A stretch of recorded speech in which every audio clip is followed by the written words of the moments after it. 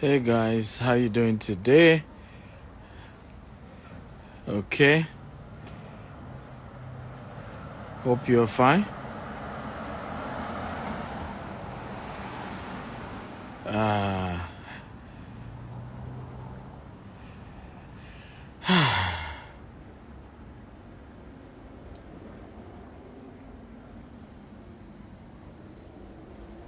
okay, I can see a lot of you are here.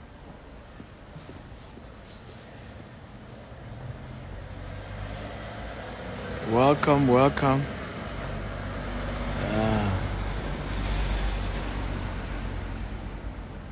Welcome everybody. As you're joining, tell me your name and the city you're joining me from, okay? So today I want to talk about how to make money from short stay and rental or capital appreciation in UK real estate market, okay? So how to make money from short stay and real estate capital appreciation in UK and other Western world. Welcome everyone. As you're joining, tell me your name and your city. Kai from London. How are you, Kai? I hope you've registered for tomorrow's training. Invite your friends. Let's get as many people in here. Ogunlade from Lagos. Welcome, Lagos. Kabiru from Lagos. Welcome. You're all welcome and thank you for joining. So we have been doing a 3-day series. Today is the last day and tomorrow is the main event, okay? Tomorrow is the main event. Roland from Edo State. How are you, Roland? Hey, the one and only Mayo. Wow. How are you, Mayo? Good to have you. Kai is asking if my event is virtual. My event is hybrid. So you can attend physically in London, or you can attend virtually online. So it's up to you which one you want to, choose, but it's a hybrid event and it's good to have you around. Send me a DM if it's something you want to come and I'll send you the details. Sylvia from Dubai, Diligent from Abeokuta. Welcome everybody. Oh, I can see everybody's joining us today. Thank you. Yes, my event is hybrid, so you can attend virtually or physically, and don't expect all of it to be free. Because we always want free trainings. Unfortunately, things come with a cost. Sure Billionaire from London. Sure Billionaire, I hope you have registered for tomorrow.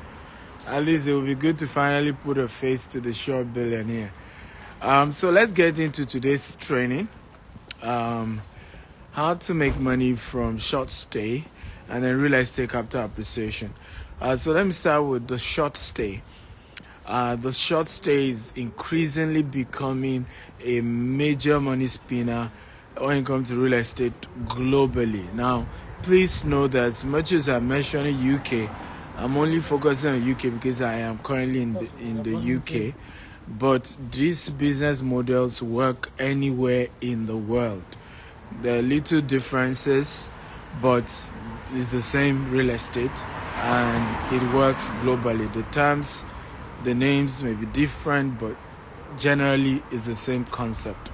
So short stay got popular with a company called Airbnb, and Airbnb became bigger than the biggest hotel. Without owning any property, they became bigger than the biggest real estate companies without owning any real estate property, and it's become a major model that people can use to make good money for themselves. Now, there are two models to short stay. First model is that you own the house and you decide to do a short stay with the house you own.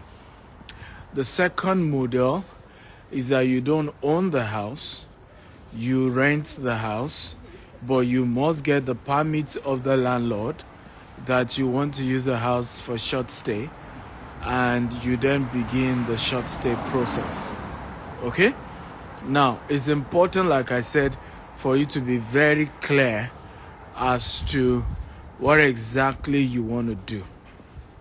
Very, very important to be very, very clear. I think if you want to go into short stay or short let, whatever you call it, the first thing you want to ask yourself is how much training do you have?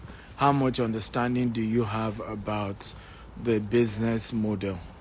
And I'll tell you why. Because sometimes, particularly as a landlord, it might be better to partner with somebody who is more experienced in running short stay and giving the person your property, and then you split the payment, you split the profits on the short stay.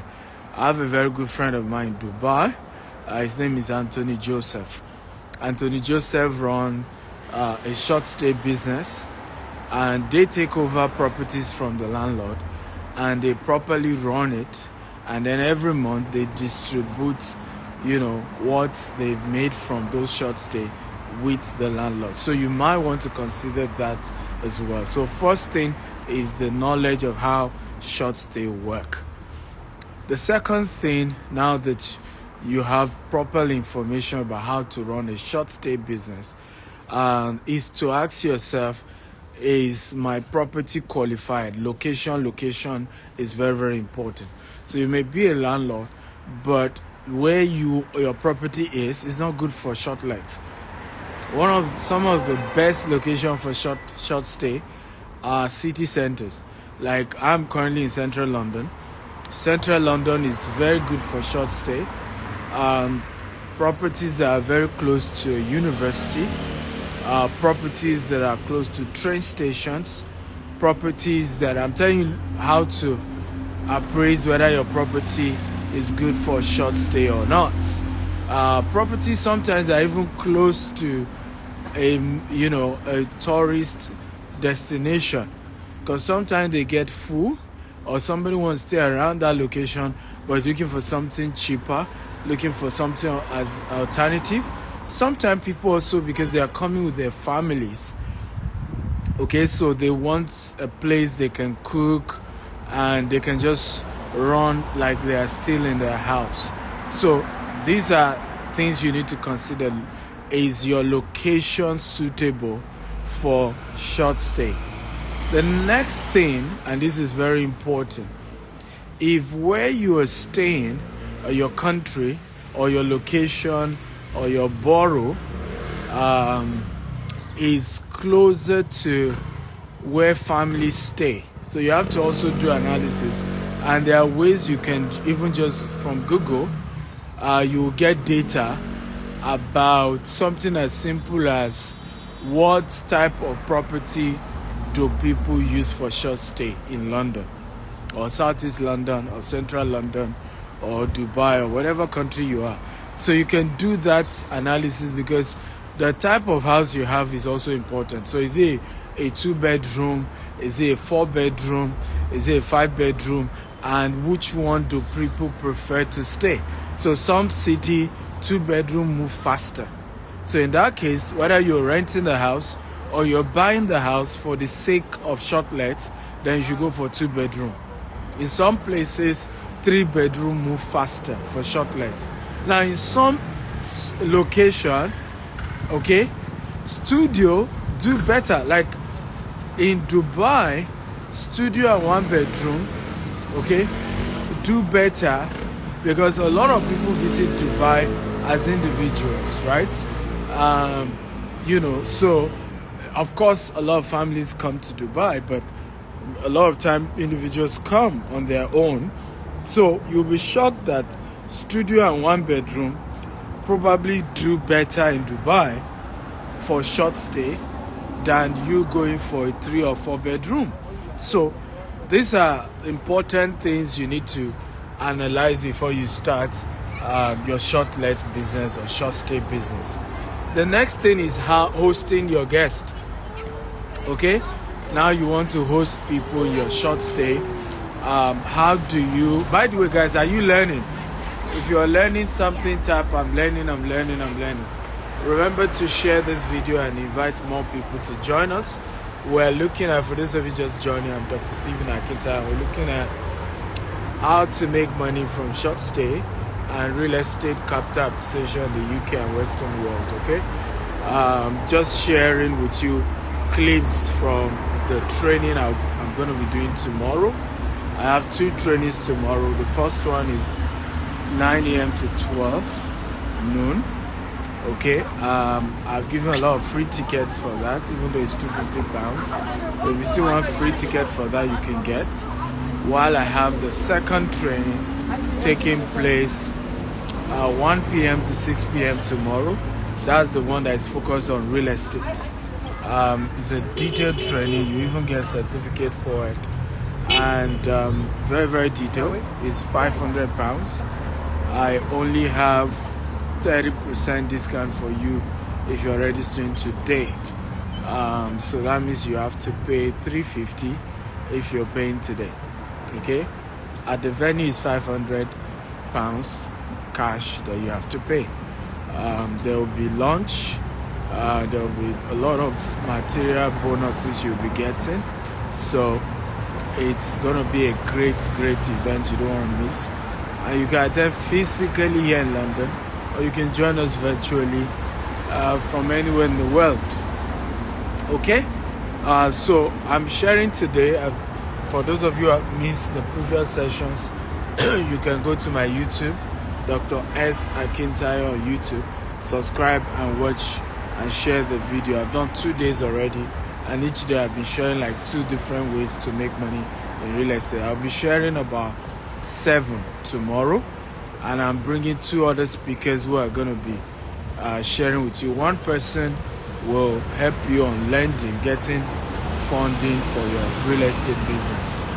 Okay, so she'll be showing you how to go about getting ready for attracting funding, and if you have any real estate deal, she'll help you get funding for it. The other person will be teaching you on deal sourcing, on auction property, and I will take the remaining of the class. Okay, so who's ready for me tomorrow? If you're ready, tap I'm ready. But for today, we're looking at making money from short stay or short lets, and how to make money from capital appreciation when you buy property. How do you get the capital appreciation to go higher? Okay, or how do you buy a property that will have a higher capital appreciation? So that's what we're looking at today. So I'm currently on short stay, and I've shared a few things already. So let me continue. So now that you've gotten the type of house that will give better returns, that people will be willing to stay in, you've gotten that kind of property. The next phase of your work when you're setting up a short stay is whether you're buying the property yourself or you're going to be renting it.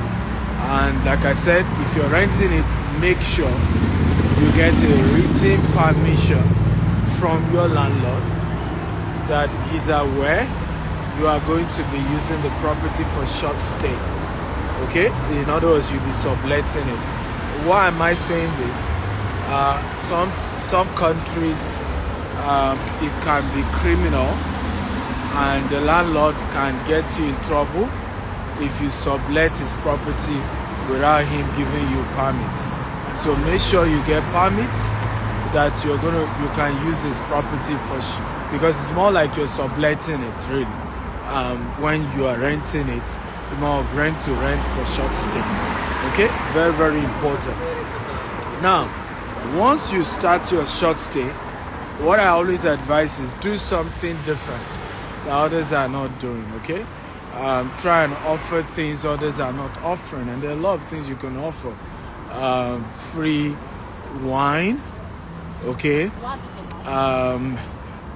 free greeting cards, handwritten with their name and welcoming them to your apartment. Another thing that is critical that you must do is call automation.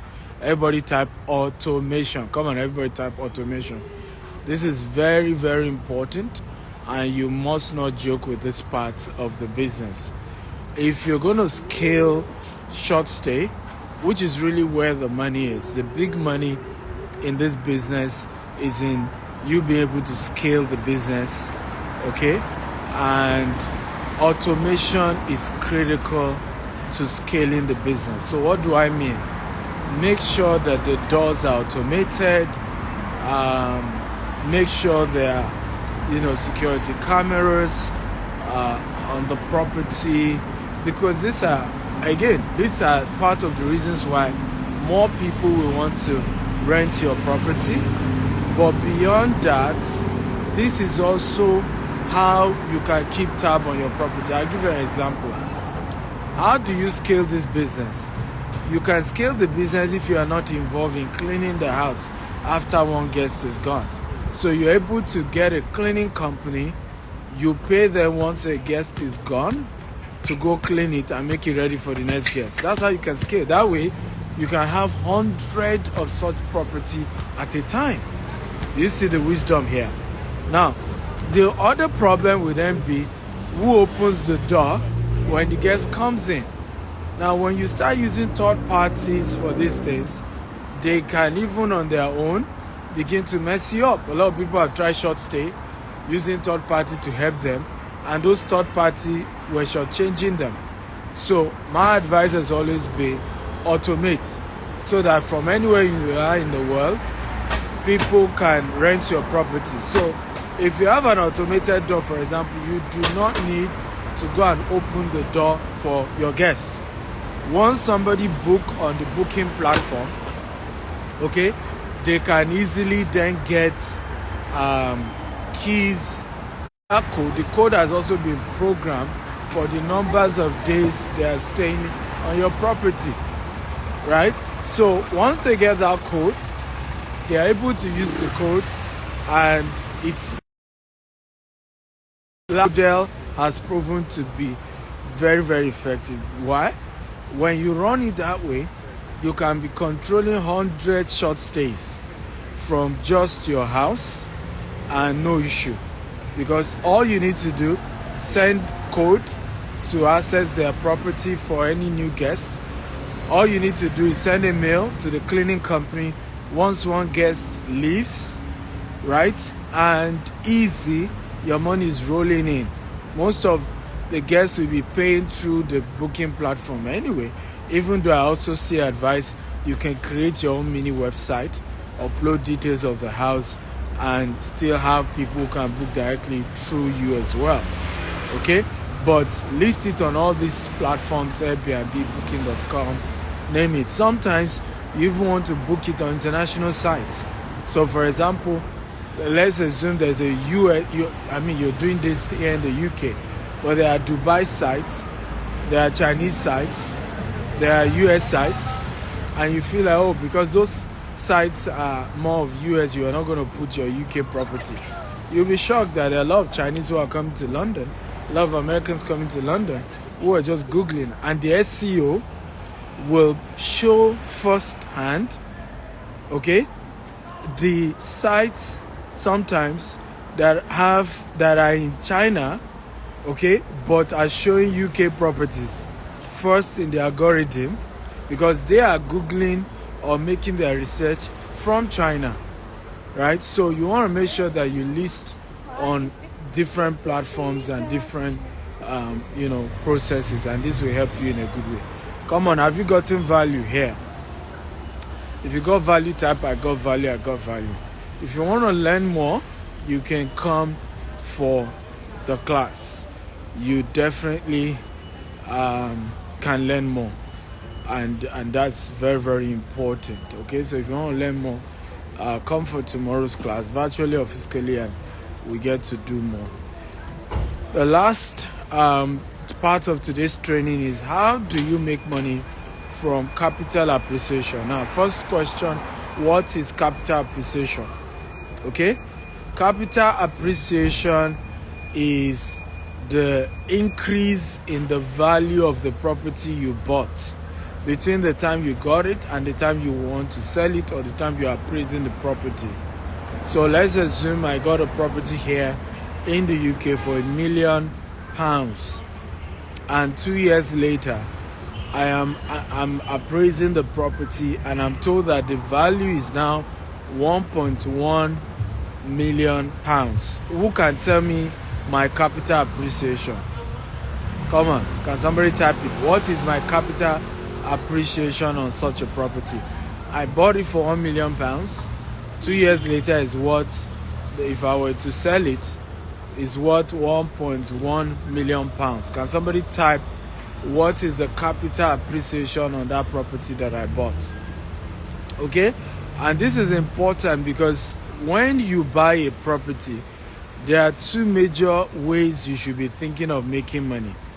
The first one is called rental income. The second one is called capital appreciation. And a lot of time people are fixated on the rental income and they forget the capital appreciation. I think sometimes the capital appreciation, particularly if you own a house, the capital appreciation is more important than the rental income. Both are important, but if you are to weigh them, sometimes and in some cases, the capital appreciation is more important. I'll tell you why. Because you can withdraw the capital appreciation in Western countries without losing the property. You know, it can be, it's called equity line of credit, or your equity on the property, right? So in other words, thank you for that answer, Short Billionaire. $100,000 is my capital appreciation on this property that I bought for $1 million, right? Now I can withdraw cash, that's $100,000, and I can put it into another deal. So sometimes this is one of the major benefits. So the question is, how do you buy properties that gives good capital appreciation? Now, there is a rule, and I want everybody to type that rule. Please invite people, tag your friends, and get more people to join us. There's a rule in the world of real estate, and the rule simply says, okay, and you should type it: smart real estate investors make money when buying real estate and not when selling. I want everybody to type it. Smart real estate investors make more money when buying than when selling. So the beginning of buying a property with good capital appreciation begins with when you are buying the property in the first place. Okay, that's the beginning of that entire, money and wealth. So step one, okay, factors that affect capital appreciation is the cost of buying. So can you get a good deal? Okay, can you get a good deal? For whatever reason, and please don't also get a good deal out of being unwise, because a lot of people are looking for a good deal and they end up losing more. So don't be foolish in your quest to have a good deal. You must always ask, why is the deal good? I've always done that, myself. Why are you giving me this good deal? Is it that you bought it years ago when it was cheaper and you urgently need money? Is it that you have some urgent need of money? I want to know, why is the deal good? Okay, for example, we do something called pre-launch promo for all our estates, right? And the pre-launch promo is usually once we've agreed with the seller on pricing and everything, and we start paying money. Usually you also pay in installments, particularly when you are buying property in Nigeria. You pay in installment. So what a concept we came up with is called pre-launch promo. Because your money, we started paying for the house, your money is also part of what we'll be paying to the seller, right? We came up with a model of allowing people pay at the same price we are buying, sometimes even lesser than the price. Now, when I say lesser than the price, it doesn't mean the price we are buying directly from the seller, because remember, the cost, immediately a real estate company buys a land, the cost to them is different from the cost they're buying. Buying cost, when it comes to real estate, is just 25%. Let me say this again. The cost of buying a land is only 25% to 30% of the real cost that you will bear as a developer. I hope this makes sense. So I'll give you an example. When you want to get title on a land, if you're trying to get title as an individual, how many of you know that the government will give you a cheaper price than when you are getting title as a company? If you know type, I know. If you don't know type, I don't know. Because at that point, it becomes commercial and you are required to pay a lot more. So these are basic stuff. So usually when we do pre-launch promo, it looks so cheap, 50% below the real cost. Now, if you don't ask questions and say, why are they selling 50% below the real cost? You sometimes also can run into companies who are just running ridiculous promos without doing all their maths. At the end of the day, you will buy property that will end up giving you trouble. So please make sure that you are not greedy, not to really analyze, why am I getting a good deal? Because if you get a property that's at the time you're buying it, it's already below the market price, you have already gotten a capital appreciation. It's just a matter of when the valuation will be done. You realize that you are getting a good deal. Number two,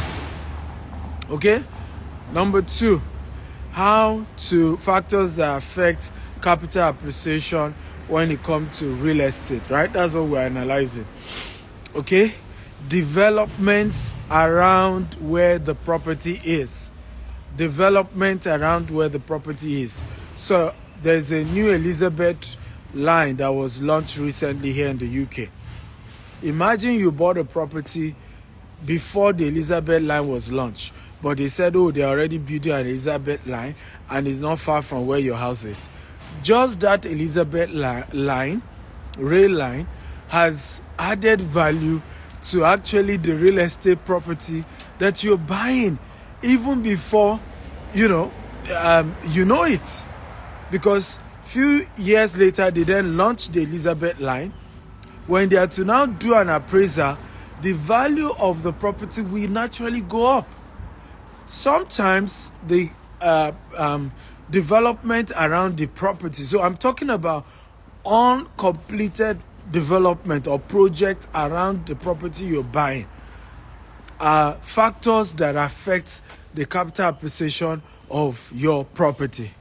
So let's say there's a major industrial project coming up, not too far from where you are. That industrial project will mean more people will move into that area, because more people will need to work for that company and they will want to get a house closer. And that then creates a deficit of residential houses. Okay? Now, I'll give you an example of the deal we did in the US. We just got this 40-acre property in the US. And one of the major reasons I'm getting it is because there's a high school now. In the whole of Houston, Katy is the number one school district in the whole of Katy. In other words, it's considered the best school district, where children that go to school there have better grades, they're smarter, the educational structure is better in that particular area. Now, that is where we just got this 40-acre. But not just that. A new school, is opening up just beside our 40-acre property in Katy, Houston. And the school will be opening up next year. So when the agent brought me to the property and I saw that school, what got me to buy it is that I knew that because the school opens next year, I will get between 10 to 20% capital appreciation next year once the school opens. You know why? The high school in itself will make parents to consider property close to the school. And because Katy is the best school district, number one school district in the whole of Houston, are we learning at all? There are already people who are trying to move to Katy just because of their children, just because they want their children to be in better rated school. Are we learning here, guys? If you're learning type, I'm learning.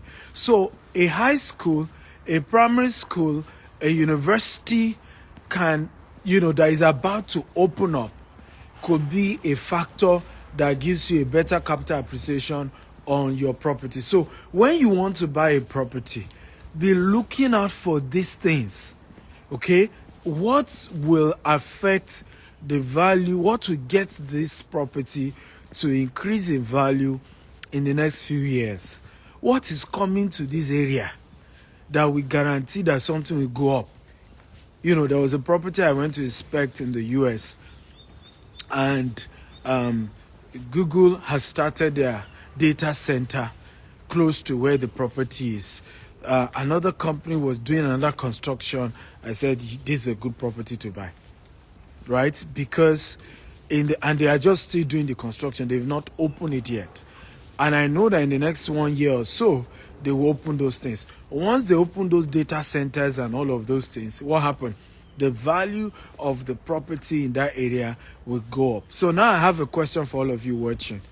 What actually increase capital appreciation of a property? Can anybody type it? Come on. I want to be sure you guys have been following me. I've been teaching, talking. Now I will know whether you're following or you're just listening and say, oh, nice talk. I want to be sure you're listening. What are the factors that affect capital appreciation of a property? Come on. Can anybody type it now? What is the major thing that makes the value of a property to go up? Now, not the things I've mentioned, but the two things I've mentioned have opened us to something critical that actually affects it. Okay? Shop billionaire say location, infrastructure. Yeah, but that's not the word I'm looking for. Development around the property. Yeah, but that's what I taught you now. These two things I said leads us to something. Okay? It leads us to the word population growth. That's the word I'm looking for. Population growth always leads to capital appreciation. Do you see the point now? Because the infrastructure that is coming up, what it leads to is that once the infrastructure is completed, more people comes to the area. The school I talked to you about, high school or university, what it means is more people coming to the area. Okay?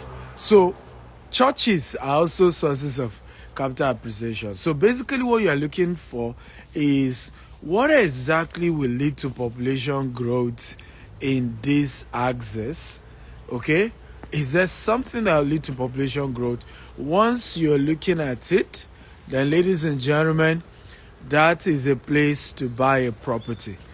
And you can be rest assured that there will be a faster capital appreciation for you. Now, this is why some properties people buy, and 5 years, there's no much capital appreciation. You know why? There has never been something that is pushing population to move to that area. A hospital is a source of population growth. A school is a source of population growth. A factory is a source of population growth, right?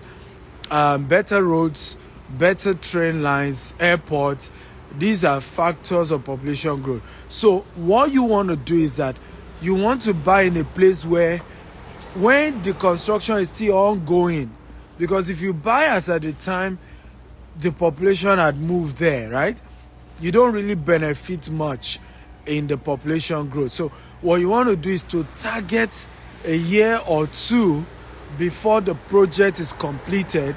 You go secure and buy your property.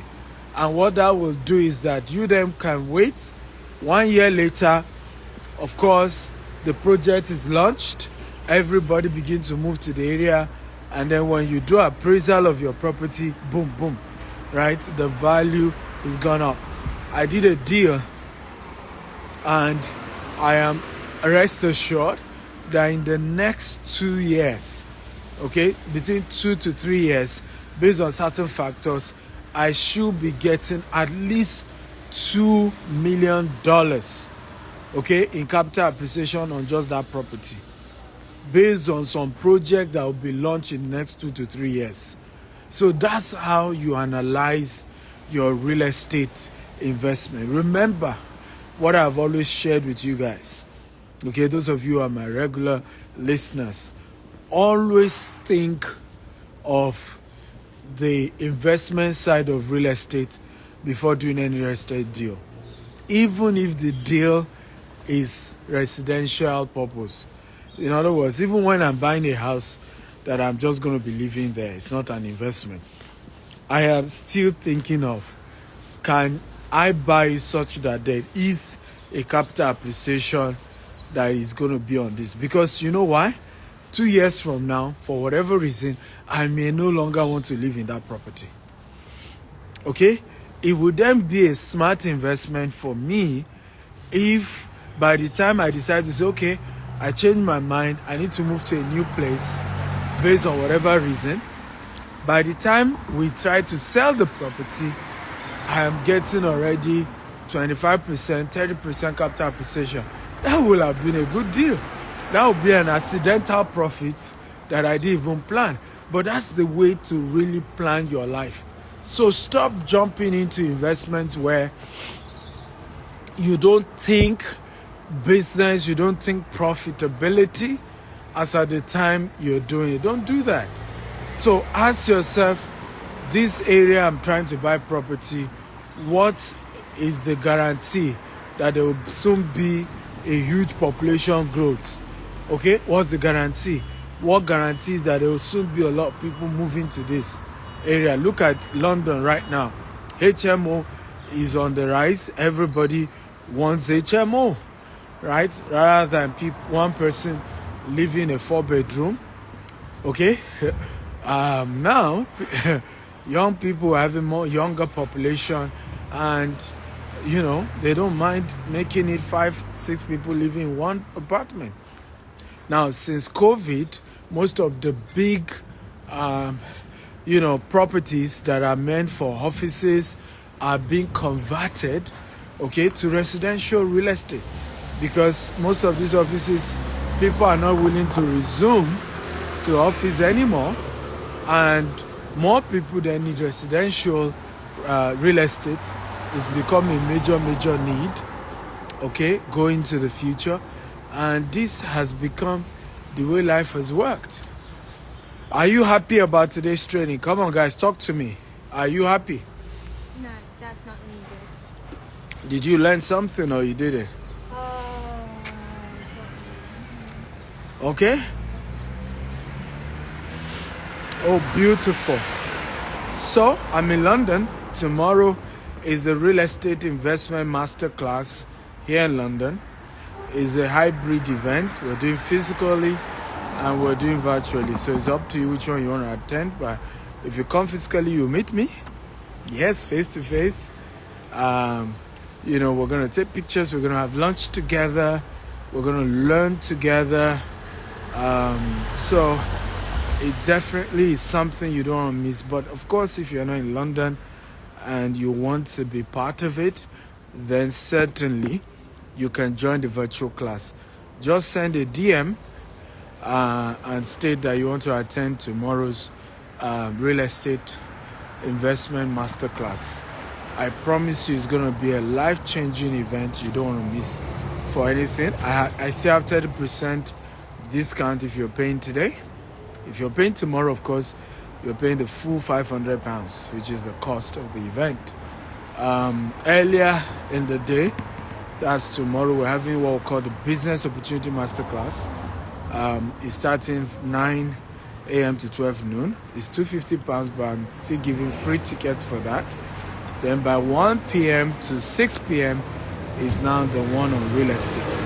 So while I'm doing that, thank you, Elizabeth. I hope you've registered. Send me a DM.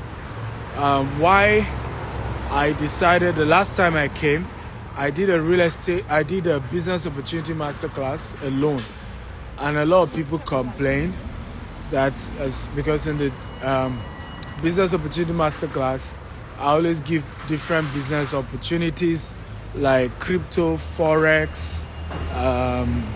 I just teach you on various businesses you can start, at the little level. But I didn't realize that a lot more people said to me that, Stephen, thank you for this one, but we know you as a real estate guru and we really want to learn real estate from you. So now I've structured it such that in the morning 9 a.m. to 12 noon, I teach you on 5 different businesses you can do with zero or little capital. Then from 1 p.m. to 6 p.m. is now the real estate investment masterclass, where we focus on 7 different types of real estate you can do from anywhere in the world, opportunities, how to make money in the sector, how to get started. Okay? And we're going to have lunch.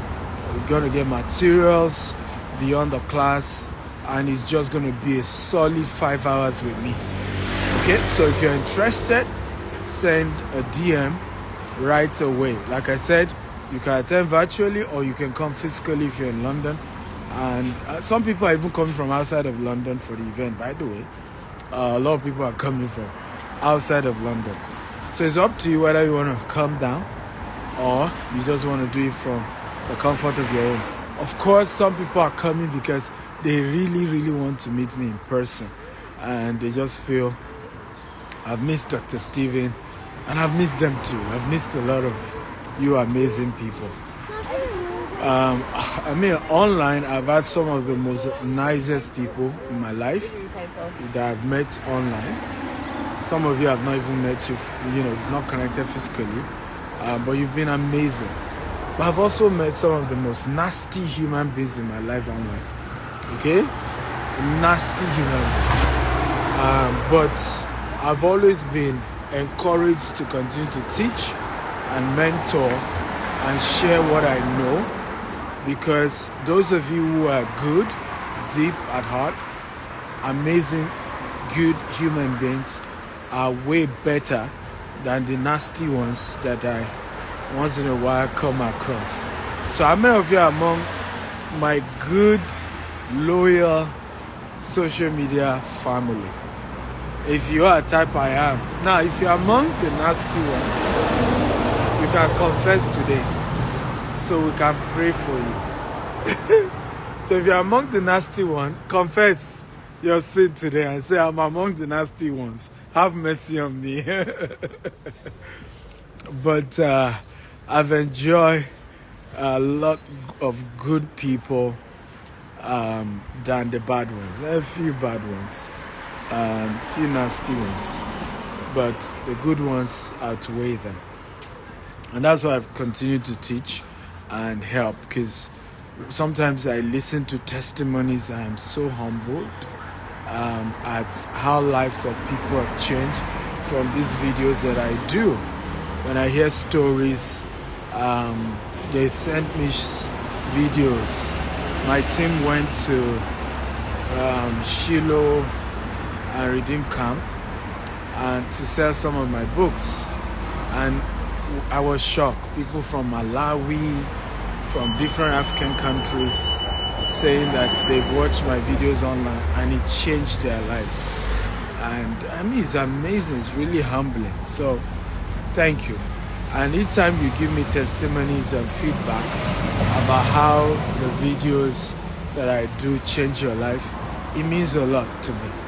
Okay, because I could have done my work gently without, and enjoy the fresh air and environment. But instead, I said while I do my exercise, it's good to also just share this knowledge.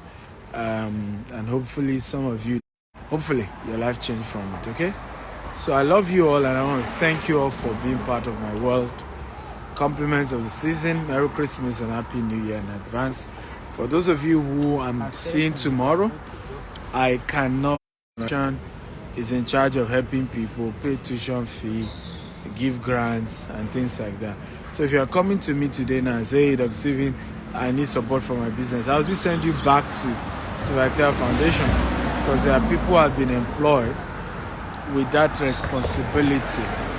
I'm not in charge. So oftentimes people say, I want to talk to you directly. It's not me you need to talk to directly. You just need to talk to anybody from my team. So send a DM and we will get in touch with you for sure. Okay. I love you all and God bless you. Bye-bye.